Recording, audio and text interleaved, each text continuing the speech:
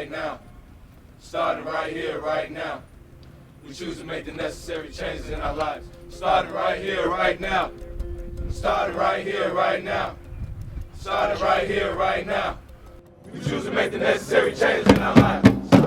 Cook County Jail in Chicago houses a little over 6,000 inmates on a daily basis. More than 30% of those inmates have some sort of mental health issue. If ever there is a statement of just how screwed up our society is, I'm running arguably the largest mental health hospital in the country, and I'm a history major. Sheriff Tom Dart, who runs the jail, recognized the mental health problem inside his facility early on. He set in motion a complete overhaul of what was the country's largest single-site jail, with a keen eye on the mentally ill. The criminal justice system in jails and prisons are for bad people who are trying to hurt people, not because you're sick. And if that's the case, well, why stop with mental illness? Let's start arresting the people with diabetes. Let's bring them all in. But if we're stuck with that, they're people with an illness, let's treat them like a person with an illness. If you're gonna make me be a mental health hospital, well, I'm gonna be a good mental health hospital. I'm gonna train everybody. Much of the sheriff's reforms around mental illness stem from the Mental Health Transition Center, or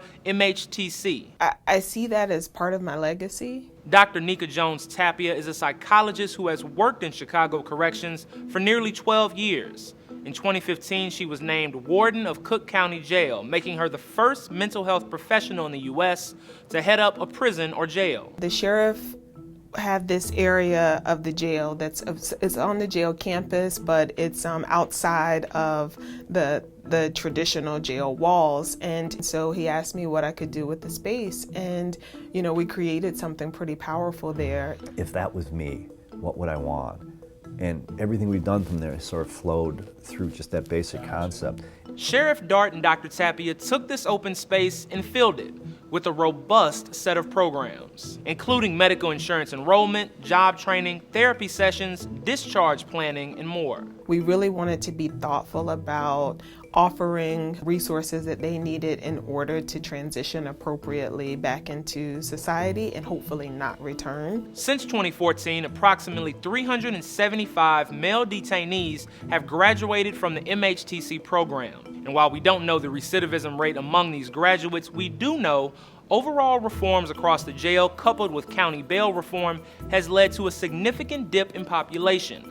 Over the past 4 years, Cook County Jail has seen its daily population fall from about 9,000 inmates in 2014 to 6,000 today. This program here is thinking for a change. That's the whole concept, is thinking for a change. They take the initiative to find out who you is. They know how to sit there and tell you where your problems is and help you work on them. I took it as a chance to dig deep into my past, and confront all my demons and things that's been hindering me these past couple of years of my life. Members of the program meet 5 times a week with a different goal in mind: behavioral therapy, job readiness skills, etc. The participants who finish the program have a graduation, complete with a cap and gown.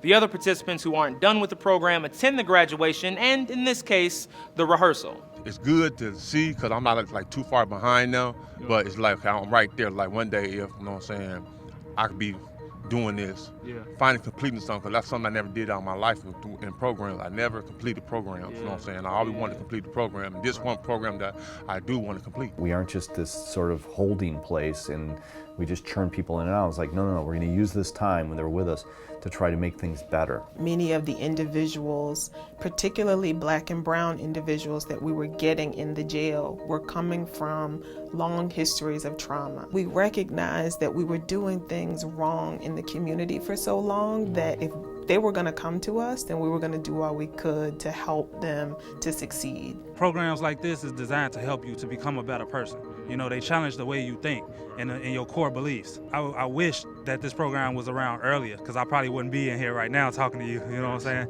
The jail's latest effort is a supportive release center stationed a few blocks from the facility. The small trailer is specifically for those who were recently released from jail, giving former inmates a place to sleep, eat, or make a quick phone call the night of their release.